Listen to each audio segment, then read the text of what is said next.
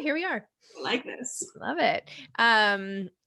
So Stephanie is the host of the Unorthodox podcast, which is amazing. If you haven't listened to that, add it to the list. And also, I should go grab it. Wait, where did I put it? Here. Is also the author of the Newish Jewish Encyclopedia, which is fantastic. Look at this book. So she is co-hosting book club with us today. So Stephanie, maybe you could just talk for a minute or two about, your whole stuff in the world and everything. I'm so excited. I'm so honored to be here. I'm such a fan of yours, Zibby. We were lucky enough to have you on our podcast, Unorthodox, a few weeks ago. And I keep getting notes from people who are saying, I love Zibby. I love all her book recommendations. So it's such a treat to be here. I work at Tablet Magazine. I'm the deputy editor. And I also host, Brenda, you have the book. Wow. A+. I like that. And I host the podcast Unorthodox, and we interview a ton of Jewish writers. And so we're always saying, let's book guests who aren't writers, but then we keep booking more writers because there are so many great writers out there. And so I'm so excited for today to talk with all of you and to talk with Melissa about this amazing, amazing book that she wrote. It's a thrill to be here. Thank you. Okay, so I'm going to unspotlight both of us, remove spotlight, and we're going to go back to the book club where everybody can talk. Hold on, remove spotlight. I'm still trying to figure this out. Did that not work? Here, view gallery. Okay, there we go. Okay, so today we're going to be talking about Melissa Gould's memoir called Widowish. And for those I haven't met yet, I'm Zibby, and I'm thrilled that you're here today. Thanks for joining. Basically, whenever you want to talk, you just unmute yourself and kind of talk, and somehow it works out. So Widowish. I read this book I feel like I always reference when and how I read a book because that's how I experience it. So it really probably has nothing to do with the book, but I happened to read it when I was sort of in grief mode myself. And so I felt like everything in this book took on extra meaning. I literally read it like on the plane down to Duke, where I went to help with my husband and his mother, and it was like a whole thing. And this is the book I read during this like incredibly stressful period of time. So I feel like for me, this book was such a saving grace because it took me out of my own head, and I got to experience her grief and loss and all of this. So I felt like I have this special relationship with the book, which now I've sort of, given to the author. And so I'm like, Melissa, we're like best friends. And she's like, okay, nice to meet you. So objectively, I probably was not as like objectively taking apart this book piece by piece and evaluating it. I was just sort of like emotionally very, very attached because of that reading. But now like the dust has settled and it's almost 6 months later. So I'm ready to talk about it in like a totally objective way. So long intro to say, what did you all think about this book? It's interesting, Zibby. I think everyone reading this during the pandemic is having some kind of, obviously your experience was deeply tragic, and I imagine a lot of people who went through something like this themselves, reading this book is intensely personal, but reading it during a pandemic when it seems like anything could happen to anyone you love, and the freakishness of what happened in this story just suddenly seems relevant to everyone. And I think it really gives it so much more weight and so much more urgency. It really feels like you're there with her, because we can kind of all, we can't imagine obviously, but we can begin to maybe think about what that might be like in a way that we couldn't a year ago. So true. Yes. Who wants to go next? Just unmute and talk. Anybody? Nobody? I think Stephanie said it perfectly, because I used to think about that when I was raising my daughter and she was younger, if my husband would get sick and something would happen to him. And even with everything being okay now and no losses, I still felt it in the pit of my stomach for her. Like it was like there were parts of it, and it still makes me cry. I don't know why, but she's young and she's got this young child that's left without a father. And that was one of my biggest fears, as I said, when we were raising our daughter. But I think during this time, when you, like Stephanie said, when you never know who's going to be next or what is going to be next, it's just like, oh my gosh, never take a minute or a day for granted. So Yes, Brenda. Sorry. Oh, sorry. I'm calling on people. I changed it up. Yeah. She Okay. was raising her hand, so I felt like I had. Yes, Brenda, okay. Should I talk? Yes, you should talk. I think the author was so extraordinary. Yes, I think everyone must think at some time or other it could happen to them, unless you're very young and you think nothing bad can happen. But this era, we all learned something new. But she gave such, she was very inspiring. She really chose life and gave other people a tremendous direction. She didn't give up the love of her husband, but she was thinking, of course, of her children and the future and for herself. And the whole idea of the guitar teacher, like, may there be a guitar teacher for every woman who loses her husband? I mean, wouldn't that be wonderful? But I thought she was very, very inspiring. And I think it was an important read for this time. And I'm really glad that you chose it. I'm really glad that she wrote it. Oh, good. Thank you. I kind of think it's a great read about grief for any time, not just this time. This spoke to me. I can think of the greatest loss I had in my life, and it was 49 years ago. You know, I was young. I lost my mother at a young age. It was a grief that, you know, it was an open wound for so long because, and that's what I got from the book, I did not know how to manage it. And I never addressed it. The fact that she actively participated in the grief, I was impressed by. I'm grieving, those kinds of sentences. I'm grieving, I'm still in grief. Even after she met the guitar teacher, she was willing to connect to that grief. So many people are not, I find. I was one of them. And if you don't, it can be very destructive later on. So I think it's relevant to this time, but for me, it was sort of an overarching statement on the importance of addressing grief. And no matter how soon you meet somebody or you're able to deal with it, I still think it addressed a very important issue. Unexpressed grief is a huge, I think, problem. Someone recently mentioned to me that part of healthy grieving is making a larger meaning out of the loss and trying to find a way to outwardly find meaning, and that's like a sign of healthy grieving. I don't know who just told me that, but or for what I don't know.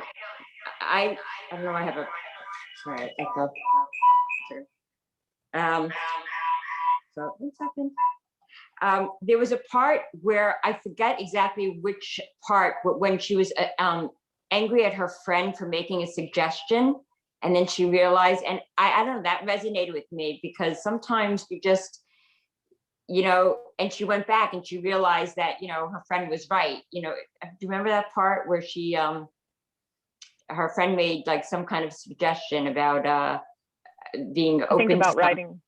You know, writing about her personal experience, right? Right. And I don't know, that really sat with me. But I admired her so much. I mean, she really was like such a heroine, and what an example for her daughter. And the other thing is, I had set up, my mom is Brenda on the thing here, but I had set up a woman who had lost her husband at 47 to colon cancer. And with my father's friend, was quite a bit older. And I knew in my heart of hearts that this was going to work. They're now married 17 years later. And what I said to the two of them when I introduced is that they both were married to the loves of they didn't come from divorce, that they were married to the loves of their life. And it's just another chapter. So if they end up together, you just, you know, they're still, and they still, their dead spouses is still a part of their 17-year marriage that they have today. And they're able to talk about them freely. And I thought this woman, you know, she kept on saying she's always going to love her husband, even though she's with the guitar teacher. So it could happen. I love how she keeps his memory alive and loves that the guitar teacher knew him, and he's just a part of it. All right, Julie, I feel like you've been trying to talk for a while. I'm sorry, and now I'm a little junky here. No, I loved hearing about the Rabbi's blessing when she talked about praying for Joel's highest good in the very beginning. I thought that was so humbling and beautiful to read, because as someone who tends to be a controller and wanting to control everything, that's such a good reminder for me to faithfully, but also that I don't always know all ends, even though I'm pretty sure I do. And then the other thing I loved was exploring the idea of widow being part of your identity. I had never thought about that piece of it, right? We have all these roles that we can rattle off quickly, but I didn't think about how that would be incorporated as a new label that you would then have to integrate. So I really liked how she explored that idea, particularly when she kept telling everyone, I'm a widow. So I thought Julie, are you in a school right now? Just out of curiosity, where are you? I'm a children's librarian. So this is my library here. Amazing. And we're in California, so we're slowly getting back. I won't have kids in here for a while, but I Zoom with them from here. Oh, okay. Yeah. Sorry to put you on the spot there. No, plus this is such a nice background. It's an easy win. Yeah. Diana, I think you were raising your hand. So I first found Melissa through a Facebook binders full of memoir page, and I remember she had this picture of her, I guess, ARCs, her advanced reader copies on her table, and this was like a few months before pub date, and she was like, what do I do with all these books, you know? And then I read a little bit about her story, and it completely resonated with me because we both wrote through grief. She had lost her husband, I lost my daughter, and so I wrote through the process. So I got her book as an early reader, and we maintained a friendship. And she's just a very generous soul. And there's so many parallels between our experiences that I was really able to find a lot of solace in reading her book and connecting with it. And we also had some similarities as far as she has mention of the housewives, the New Jersey, New York housewives, Bravo in her memoir. And I have the same thing in my memoirs rolling out. So I'm just like, really excited for her, and she did a beautiful job. And I like the fact that, you know, she writes through her grief, but in the end you come out with, you know, a simultaneous feeling of grief and gratitude existing at the same time. And I think that's just a beautiful sentiment for people to get. Well, Diana, I'm so sorry to hear about your daughter. That's terrible. Has it been a long time, or was it something? 6 years ago, and the book is coming out this June, and I'm really excited about it. It's been getting wonderful support, and it's a great. My daughter had special needs, and she wasn't supposed to live more than a year, and she gave us almost 19 amazing years, and actually had a very similar ending to Joel's in terms of the respirator. And so this whole COVID thing was also like a nightmare in our life, because my husband was in the hospital on oxygen for a week. It's like everything that could have happened, but we're on the other side, and I was able to share her story, and I'm grateful for that. Oh, would you put maybe the link to pre-order or something in the chat here so we can all, Absolutely. you know, hear about the book? What's it called? What's the title? Emma's Laugh, The Gift of Second Chances. Oh, wow. People are saying sorry for your loss in the chat. Speaking of the chat, Shelley wrote this beautiful quote, just to add to the sadness factor of this Zoom for a second. She wrote, I still get choked up about this book. I love this quote. I felt like I was failing at widowhood. I missed my husband, but no one knew that when they looked at me. They just saw a mom with blonde highlights going to yoga, picking up her daughter from school, buying grocery at Trader Joe's.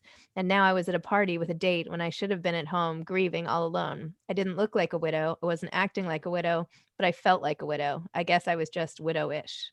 And Shelley's saying that's a good point. And a lot of times we avoid grief until it takes over and pours out. Thank you, Shelley. I know she's in a place she can't talk, but it's so true. It's like people just run around and you never know what's going on with anyone's life, and all these horrible things or amazing things. And we all just are like so busy running. And it's so nice when you can pick up a book or have a good conversation and find out what's going on beneath the person who's running around. You know, the other thing that this quote really reminds me of is like, you know, what Melissa does is really interrogate the idea of like being a good widow, which is this crazy expectation that we put on people. You have to grieve the right way for the right amount of time. You dare not move on before we say you can. And I think, you know, I think you sort of experience it as like, oh, she was a wife and then a mother. So there is that societal pressure, but to go through this and then to also feel like you're not being good enough you're not good enough at grieving. I mean, I think it was really raw and honest. That to me is some of the the most meaningful parts of this book, where she's sort of saying, like, what do we expect these, you know, a widow to act like, to look like, to sound like, to do? And I think that was really, really powerful, because you don't really hear that much, pushing back against that narrative. I feel like The there's other thing, oh, sorry, Zibby. No, go ahead. The other thing, Stephanie, I thought that too, and I was going to bring that up, that I felt like it was really like brave and true and important to put the plot line of the guitar of Marcos, or whatever his name is, in the book, because people have so many, and she's at that party, right? And somebody says something super crappy and judgy to her, because that is real. Everyone thinks, like, I am super compassionate with my friends who are grieving. And yet everybody that I have ever worked with has heard something crappy from one of their friends. So, like, it's an and situation, right? And we have expectations and understandings of how we think it should go. And one of the parts that I think is really critical or important is the notion that, like, she and Joel were already losing each other, right? Like, because of his illness, like, he was already experiencing loss. And when I think about loss, like, grief is the reaction to loss. So there's a part in there that feels to me like they were kind of already practicing it together, right? Like, there's one of the things about when you are able to show up and be present is, like, you get a little bit of company. And so Joel was he was struggling, I think, more than Melissa, at least it seemed that way. But I think, like, there's the loss, and then there's the grief element of it. And that phrase, I can't remember who just said it, the idea of, like, moving on, like, you don't stand still in grief until you're ready to step forward. Like, the phrase that Zibby said, which is, like, you know, you transform, you integrate your grief into your life. Like, you grow along with it, like this thing that you carry, or a thing that you have with you at all times. So I loved the idea. And Diana, like you, I have a little relationship with Melissa. She is so incredibly warm. She is just, like, the sweetest. She's so encouraging about everything. The notion that, like, she would find a romantic relationship to be in on this hand while she was grieving on this hand, it's an and situation, not one canceling out the other. I just felt like that was a huge gift in the book. Like, you can go ahead and judge that if you want to, but you really can't when you're reading the book, because you can see all of it. It's, like, just gloriously true. And also her language and the way that she wrote was so simple. You know, there are some books that we read that are, like, really complex and flowery, and I just felt like she like got straight to it, like a little bit like The Real Housewives, where it's just like, this is the way that it is. And so you didn't have to peel back. She wasn't trying to ask you to do anything other than take her as she was. And there's a lot in that I felt like was really important, and, like, a gift to the notion of, every book that everybody ever writes about grief is a gift to all of us who are grieving, because all of the words, we need all of them. But I felt like the plainness that she put that forward with, without hiding behind stuff, was really, I thought that was great. I really did think that was great. And P.S. per my talk at the beginning of this about my new fellowship, Megan is one of my 4 fellows. So yay for Megan. We're so excited. She's going to write an amazing book, and she already has a draft, and it's so exciting. Don't listen to a word Zibby's saying. But I am really delighted. This is, like, the opportunity of my life. I'm so excited. Yay. Carolyn, you just wrote something so nice in the chat. Do you want to read it, or you want me to read it out loud? I'm putting you on the spot now. You didn't want to talk. No, it's okay. I can read it. I was just getting a little weepy earlier hearing everybody talk. Aww. Oh, no, it's okay. But I loved Melissa's book. I think she's so warm, and, like everybody's saying, she's just got a way about her. And I think her humor too, just, it makes you feel like you're on the same level as she is. She's not preaching to you. She's not talking down to anybody. She's telling you her story, and just, here's how it is. And like what Megan was saying, everybody's grief is so different. And I'm not a widow.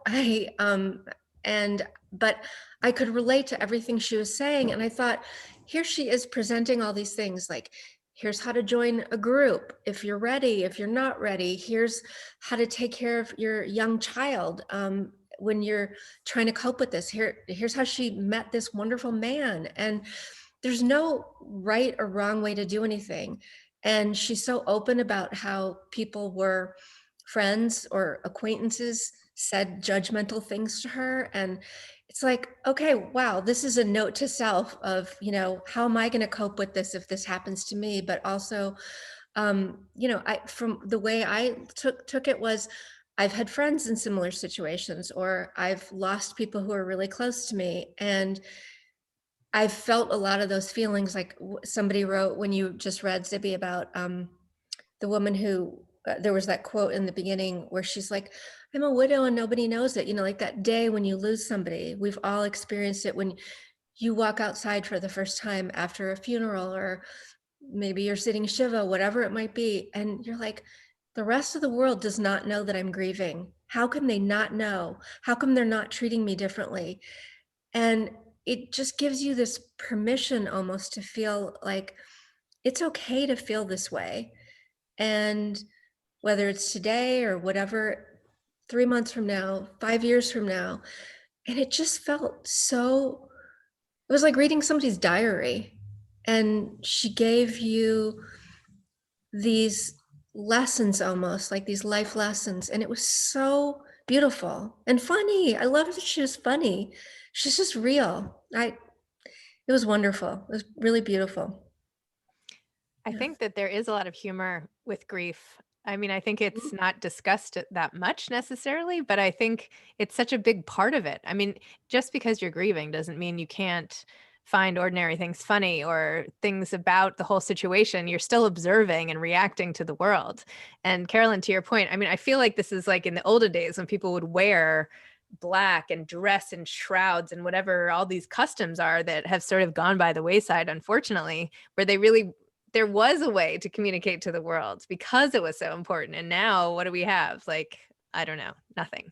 Yeah. Right? Yeah. Sorry, someone was raising their hand and I missed it. Oh, Melissa's here.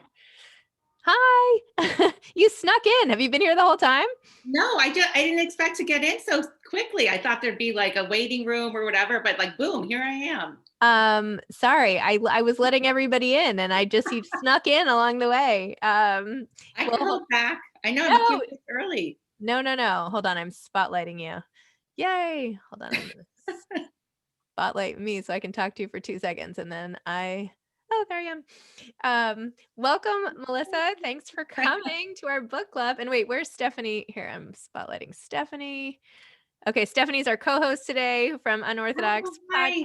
You haven't met yet, Melissa, Stephanie. We've been talking about you. Oh, great. Only good things. Fabulous.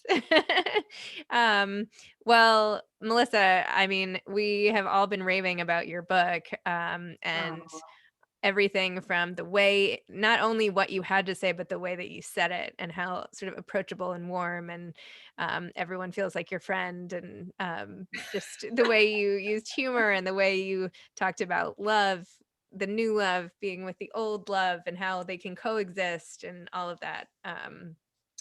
Thank you so much. So if you want to say a few words to everybody and then we'll just jump in and everyone will start asking you questions. First of all, I'm just so flattered. I'm so happy to be here, number one. And I'm so flattered by the interest in my story. I mean, I think we spoke about this a little bit on the podcast, Zibby, but when I started writing my essays about losing my husband and what my whole life was becoming, it really was for me. Like I found so much solace in writing about my grief. I couldn't imagine that anybody else would care, really. So it was amazing to have this journey of publishing essays about it, ultimately writing this book, Widowish, which has really been the most healing thing I could have done for myself. So the response is just, I'm so moved by it. I'm so flattered, like I said, and it's all been a way to keep Joel close. And that's everything to me. Like that was such a gift I did not see coming. And sharing him with the world was just amazing. Can you tell us a little, and then I'm going to go to everyone else's questions, but I just wanted you to talk a little bit about this whole coexistence of a previous love and a current love and how you can love two men at once, and how that's okay. And can you just talk about that for a few minutes or a minute or whatever? Yeah, I mean, I will say, Marcos, I don't even know, I don't even know where to start. He is such a unique person. I mean, the way that I describe him in the book, like friends of mine and people who know him are like, oh my God, you totally nailed him in the book. Like he writes himself because he's just a character. And I think because of that, he makes it very easy to love him, first of all, but he's so tolerant of my continual love for my husband. And he never questions it. He never makes me feel uncomfortable about it. I mean, I don't know if that's the case with everybody. I feel like I don't like the word lucky, but I feel like I did get lucky with him because he makes it very easy. And he understands, like, I still feel married to Joel. And Marcos and I, we've been together long enough now. I mean, we've discussed, would we ever get married? Do we want to get married? It's very different for me at this stage in my life. I don't feel a need to get married, but I think Marcos knows that if we were ever to get married, like, Joel is still my husband first, and then Marcos is my second husband. I don't know if that makes sense, but it has not been, that part of it for me has not been difficult, but I think in large part it's because of the kind of person that Marcos is. Stephanie, do you have a question before we open it up? And yes, something I keep wondering, we talked a little bit about this in the group before, but you had all these identities. You were a screenwriter, you were a wife, you were a mother, and then all of a sudden you sort of have this new word, which is widow, which is that's a huge word, and we all have this idea in our minds of what that looks like. It's not you, right? Like that's what you really, really go into, really honestly. And that's sort of an identity that seems to subsume all of your other identities. So I'm curious, you talk about a lot about this in the book, but I mean, how did you get your identity back from this word? I mean, widowish is such a brilliant subversion of that, because it's a little more playful and it shows your relationship to this word. But I mean, I'm so curious. I mean, how do you find yourself again? It took me a while to really claim the fact that I was a widow. And it was mostly because, like I was just saying, I still feel married to Joel.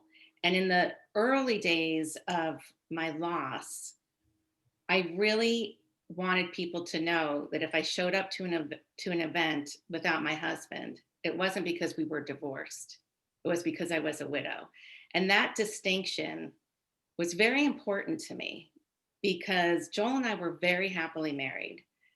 We had a great relationship. We were friends before we ever got married. So for people who didn't know, and his loss, even though he was suffering in the hospital for a number of weeks, for people who didn't know us well, his loss seemed very sudden. So when I did start showing up to school events or just taking my daughter to her activities, people who didn't know Joel and I well were under the assumption that something happened in our marriage. And that killed me. And I think because of that, I started to have thoughts about the word widow. And maybe I need to tell people, but I couldn't identify because I felt like my marriage is over, but not because of some kind of acrimony. It was over because my husband died and I couldn't reconcile that fact. It was so surreal that my husband had died that it was just kind of this trajectory of coming to an acceptance that Joel was gone. And because he was gone, our marriage wasn't really over. It was just taking on a different kind of identity, I guess. And that definitely played into my idea of being widowish, which I explain in the book is really because, I didn't look like a widow and I wasn't really acting like a widow because my life continued, life moved forward. But I felt like one, and I wanted people to know. Thank you. Megan has a question about secondary losses of friendship and family. I'm gonna unspotlight myself here. Hi, Melissa. Oh, It's so good to see you. Megan! Hi. Oh my God. Hi. I had such a crazy day today, and I was like, I'm getting to this book club. I can't wait to see you. I said all kinds of great, lovely things about your book beforehand, and I could Oh, talk thank to you you. all day long about all of these things. What you just said about wanting people to understand your experience, but not unless you wear a sign that says I'm a widow, knowing that you're going to be misunderstood, just resonated the hell out of everything for me. After my mom died, I found myself telling totally random strangers in completely inappropriate ways, just like the Starbucks barista is like, how are you? And you're like, and I'd be like, I'm good. I'll have a latte. My mom died. And it just, I totally did that. I write about that. Yeah. Yeah. I had people tell me like, that's a little inappropriate. And I was like, yeah, I'm not stopping. So, because I needed air, I needed space. So I love what you just said. I want to know a little bit about, you write beautifully about this one sort of crappy judgmental moment when you go out and Marcos is there. And I imagine that's probably the constellation of several events or many events. One of the things that I know is that some friendships don't make it, that people can't show up for you, or they avoid for too long, they're too awkward for too long. And I also know that when your energy goes in, sometimes you don't want to do the work that you used to do in other friendships and relationships. So I'm just curious, like, what shifted for you? I loved how you wrote about your in-laws and navigating that space. So I'm just curious, like, what's it like with them now? And if there are some friendships, or were you able to punch it out with people and use the Real Housewives as a background and be able to, did they make it, or did that not happen? I'll tell you, I love my friends. My friends have always been really important to me. And mostly because my family is on the East Coast. I live in Los Angeles.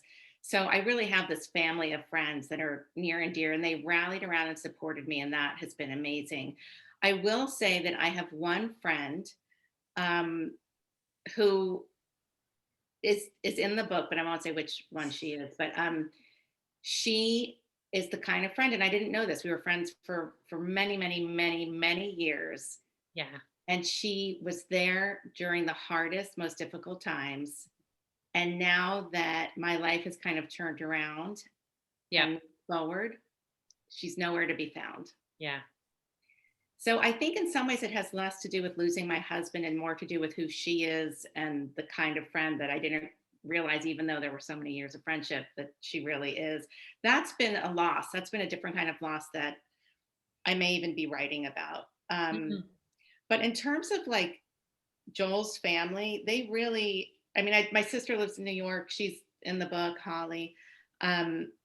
She'll tell me all the time, like, oh, she ran into this cousin and she was invited to this cousin. And I'm like, I wouldn't even know these cousins if they were sitting next to me on an airplane.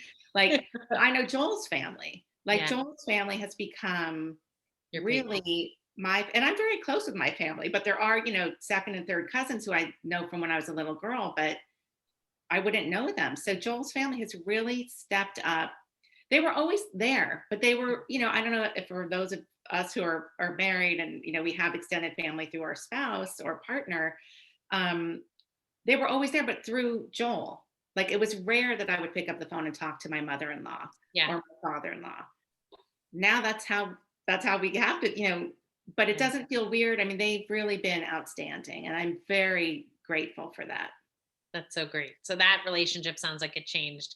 It's different, but it's more you and them in a good way. Yeah. Thank you. I love Absolutely. That. Yeah. Thank you. Shelley, by the way, is saying that this conversation is making her appreciate her husband a little more today. So thank you, Shelley, for that. And just wait, hold on. I'm going to unexpectedly spotlight my husband. This is my husband, Kyle, for anyone who this is an unexpected spotlight. Unexpected spotlight in terms of people appreciating their husbands. So, so that's my appreciation to you. You get the spotlight for 2 seconds. I thought you wanted me to come on here and tell me how I was all of a sudden really appreciating you. Oh no, I'm appreciating you. I got you. I gave you the You're like, spot. let me unmute you. Tell everyone how much you appreciate me. No. I appreciate you, honey. No, it's okay. It's you. okay. Okay. All right. Bye. Okay. Who has, let me remove, I can't really see because I'm doing this with the spotlight. Who has a question? Just unmute yourself and ask Melissa a question. I put a question in the chat. Melissa, I think you did such a great job talking about the relationship with your daughter, which I found super interesting. It was so real. I mean, I felt like there were some days you just did not know what to do. And some days like you nailed the grieving parent, grieving mother thing beautifully. And that's so real. Like that's real life. Some days we do it right and some days we don't. And I felt your struggles, you know, I mean, not having walked that same path, but I felt, and, you know, I put in the chat, like, it's so hard. I mean, I have a 17-year-old and 20-year-old. It's so hard to parent teenagers anyway. And then you have this level of grief and other kinds of angst. I mean, you're just a champion. And so I wanted to hear a little bit more about that, about writing about your daughter. And did she give you permission to do so? And what was that like as she read it? And then how she's doing now, because she seems like a remarkable young woman. Thank you so much. I appreciate everything you said. I will say writing about Sophie and writing about us going through this together were really the most difficult parts of the book for me to write, because, you know, she was 13 when she lost her dad. It's a very delicate age. You know, a lot happens in a short amount of time during those teen years. And I was furious with Joel for dying when she turned 13. I was like, what? You know, like, it was a lot. And so much of her teenage years, I really spent questioning, like, is this because her dad died, or is this because she's a teenager? And what I realized is the answer really made no difference. Like, this was my kid.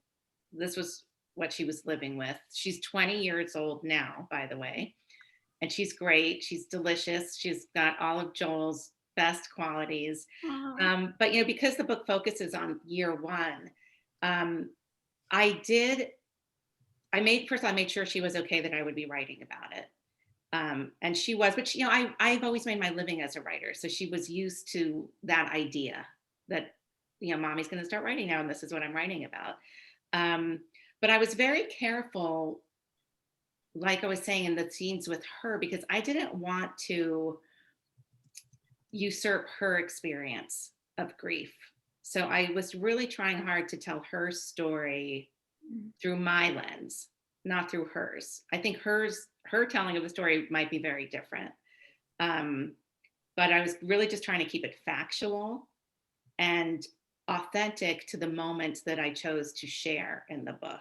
And she had no problem with it. She's read the book, she loves it. She loves the attention that I'm getting because of, you know, whenever I do anything even like this, she's like, do they want to talk to me? Do they want to talk to me?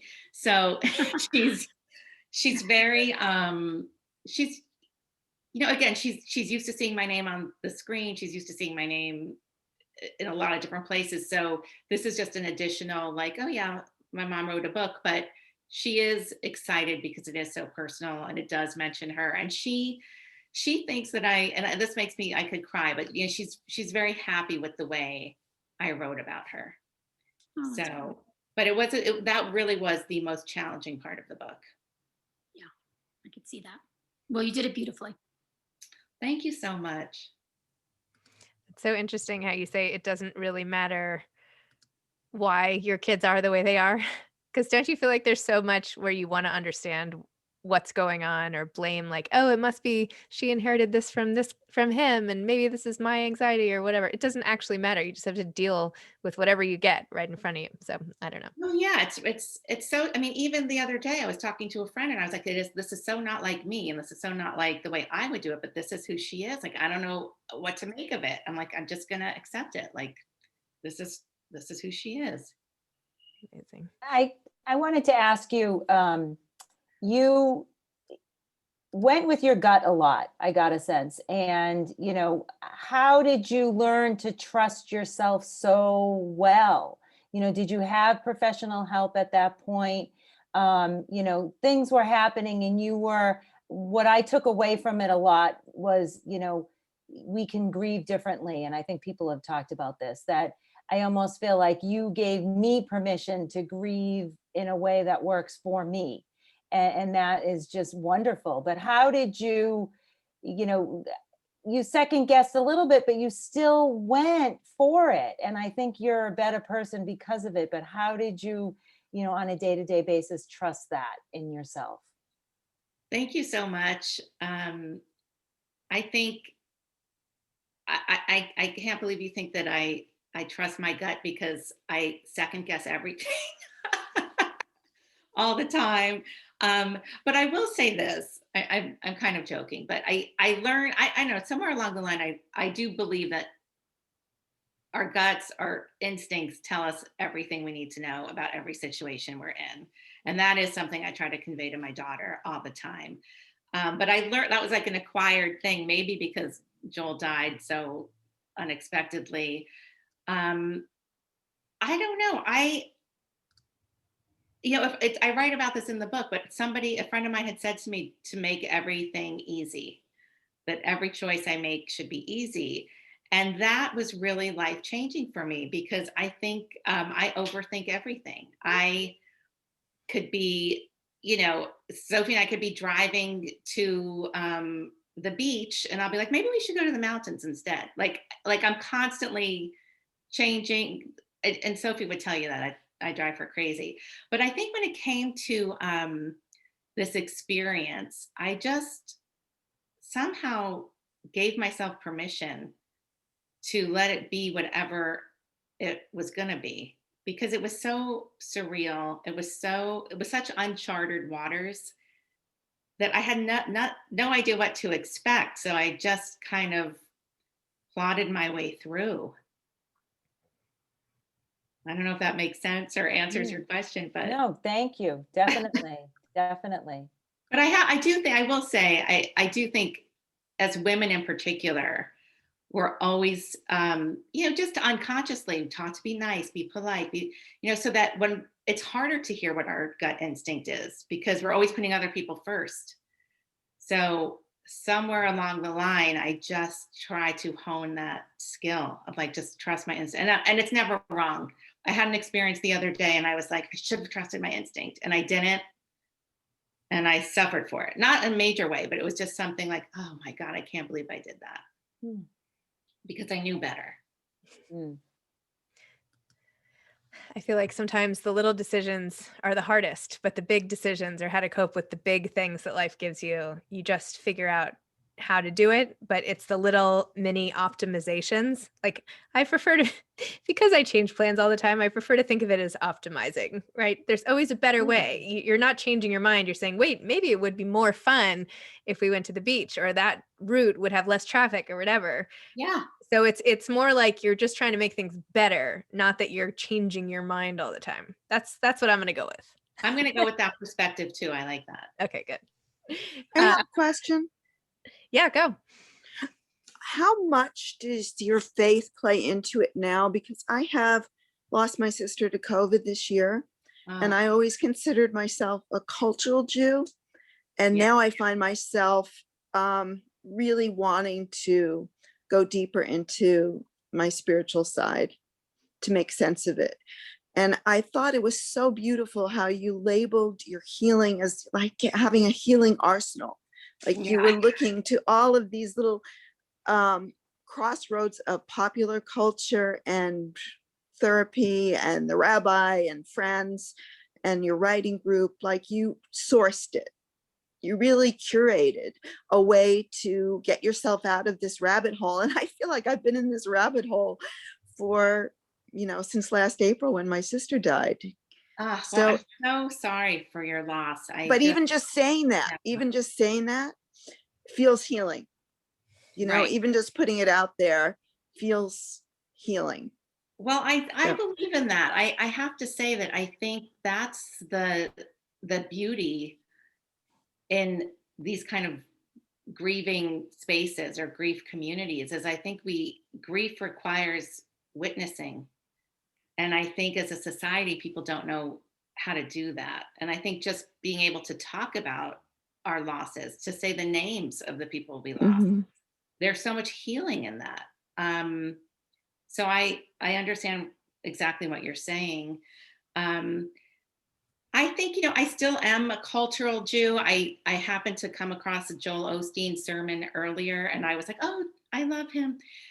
And, I write about that in the book a lot, but like, I'm a nice Jewish girl watching Joel Osteen, preaching, and I love it. And it speaks to me somehow. And I think it's almost like what we were saying in the last question about trusting my instinct. It's like, I just went wherever it felt good.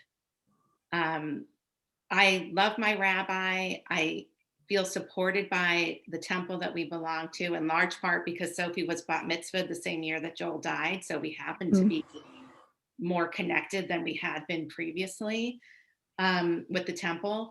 But I think for me, I just took it where I could find it, wherever I felt supported, whether that was Joel Osteen or talking to my rabbi or the widow group I created or my writing group. Like I knew I needed the support. I knew I needed the space to be able to talk about Joel and to talk about my experience. And that, so I don't know, that wasn't particularly faith-based, but it was a combination of all of those things that helped me.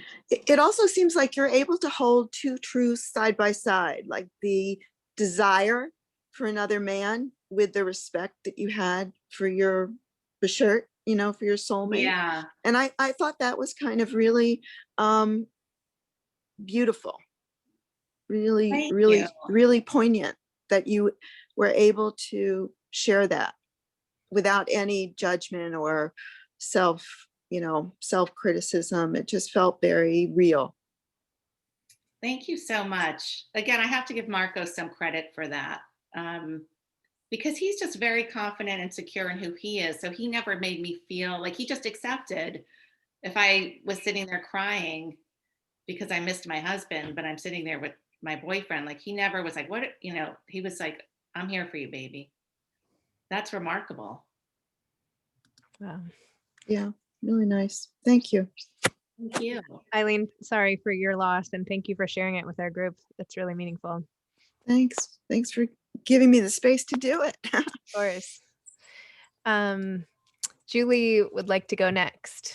Where's Julie? Julie, you can unmute yourself. Here I am. There you are. Is that helpful? Yes, it was actually. I'm here. Oh, good. There you go. Melissa, thanks for what you wrote. I loved it as a person who is lucky enough to be married to her person. I think it's just so beautiful to see and to know that that is something that doesn't die with the person. So it just is so tender, and thank you for sharing that, because for those of us who tend to be fearful, it's just so wonderful. So thank you for the ways that you expressed that. It was beautiful. Thank and my you. question for you is, I'm wondering just what you know now that you didn't know then, in terms of when you see people grieving now, what do you say to them, or what do you wish you could say to yourself even from that time? That is a great question. I think for me, time has proven to be a miraculous healer. I don't think I knew that when I was in the early days, in the throes of my grief. But it's been 7 years since Joel died. Yeah. And I can talk about him now. I never stopped talking about him, but for the first year, 2 or 3, I would talk about him and cry. And again, I think writing the book helped so much with that. But okay. I think time is a miraculous healer. And I think grief is a very personal thing. There's no right or wrong. There's no one way to do it. I think people tend to get very hard on themselves, but they think they're grieving wrong, or they should be over it by now. Or I think the key is really just being kind to ourselves and and allowing the space we need for whatever that looks like to get through the grief and the difficulty of it. I appreciate that. Thanks. That's a good reminder and a good gift to pass on, because it is so easy to want to have prescriptives and there just aren't any. So, Yeah. Thank you. Thank you. Yeah, thank you. Daphne has a question too. And maybe she wants me to ask it. Daphne, do you want to ask? No. Well, Daphne's question in the chat is, do you think we were more able to talk about death in a more realistic manner, even if it's not remotely imminent, we would be better at grieving? We seem to hate to talk about death as a society. It is almost impolite in spite of the fact that it will happen to each and every one of us. What do you think? Was there a question in that, or just Do that? you think that if we could talk about death better in a more realistic way and like acknowledge that it's coming openly, as opposed to basically living in denial and not ever discussing it and making it impolite, like if we were very open about it, do you think it would help our ability to grieve productively, I guess? I think it's more about not death as this sort of what's the word I'm looking for? It's more to me, it's what might help change the perception of death and grief is talking about the people who we have lost, as opposed to death as like a concept. It becomes more personal. I could say Joel or Zibby, you could say Susan or Nini, you know, that's what I think connects people to this idea that we're all going to die. What's that? It's that joke, like death and taxes are the two things in life that are most predictable or something like that. Like we're all going to die. The minute we're born, we're aging closer to our death, you know, which is like a morbid way to think about it. But I think if you personalize it and you talk about our losses specifically, that's what helps society at large, I think, as opposed to death as just this concept, if that makes sense. Yeah. Brenda wanted to add something to that. Here, you have to unmute, Brenda. Okay. There is a Jewish expression that says, to live in the hearts you leave behind is not to die. You have shown to all of us, you know, how you've done that. You were had enough strength to seek help when you needed it.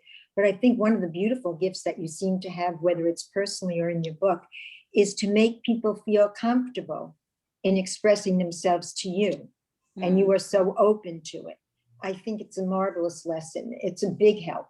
And so if you could share it continuously to other people, what made you feel good when they spoke to you? How did they act or didn't? And to forget the few that really didn't step up to the plate. And you sound like a person that does not let that get, you know, to you.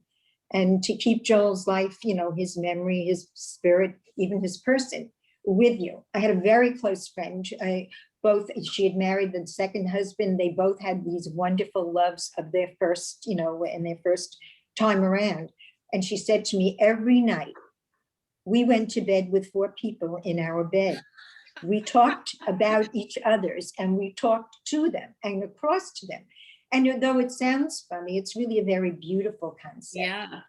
So the important thing that you're showing is we don't bury those we loved. We keep them in our hearts and we keep them alive. And so they did exist and they continue to. So bravo to you. Thank you so much. I so appreciate that. And I love that idea of 4 people going to bed. That's great. It's nice if you've been, you know, lucky enough to have, you know, somebody you love and another. Any good luck to you. Thank you so much. Helen Walsh, here she is, wants to know what the significance is of the book cover. And she loves it. You know, I love this book cover. We went back and forth, my publisher and I, just on color scheme and this and that. And at first I didn't like it and I didn't quite get it. And they made some revisions. And I was so grateful that my publisher cared enough to even ask me what the book cover should look like. But it's a teardrop. And that's really, I mean, it was a conversation through email, and the designer was really like my publisher was the liaison between myself and the designer. So she kind of came up with it based on thoughts and ideas that I had suggested, and we went back and forth a few times, but this ultimately is where we landed, and I absolutely love it. What are you up to next? Like what's on the docket? I'm trying to figure that out. Does anybody have any suggestions for me? Should I write a novel, or should I write another memoir? Like I'm not sure. I'm not sure what opportunities are looming, but you'll definitely hear more from me. And I appreciate you even asking. Well, I took the spotlight off so everybody could see everybody else, and to give you a big round of applause, and also just say thank you for coming, and also to Stephanie Butnick from the Unorthodox podcast and Tablet Magazine for co-hosting today. It was so nice to have a co-host, and Megan co-hosted last week, and this is like real amazing. So Melissa, thank you. And thank you to everybody who participated today and shared your own losses and grief and struggles. And I mean, this is what it means to connect, really.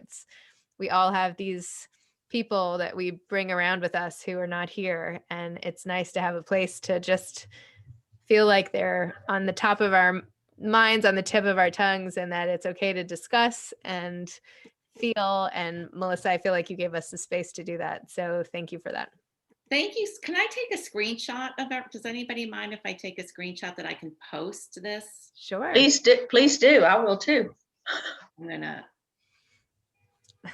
Sometimes it doesn't let let's see. I can try to. Here, screenshot. 1, 2.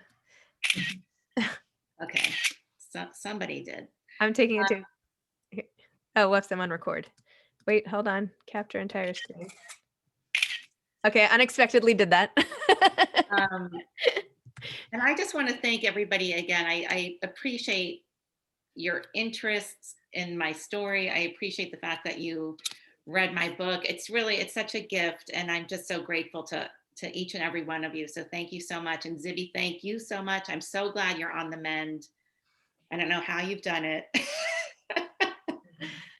It was just luck. It was just luck. I don't know. Thank you. I'm so happy. I'm so happy to see some familiar faces here too. And I just appreciate you all. Thank you so much. Awesome. Thank you. Thanks everybody for coming. And I hope to see you back in 2 weeks or whatever I picked next. I can't remember, but please come. It'll be great. Chicken soup. Chicken soup for making me time.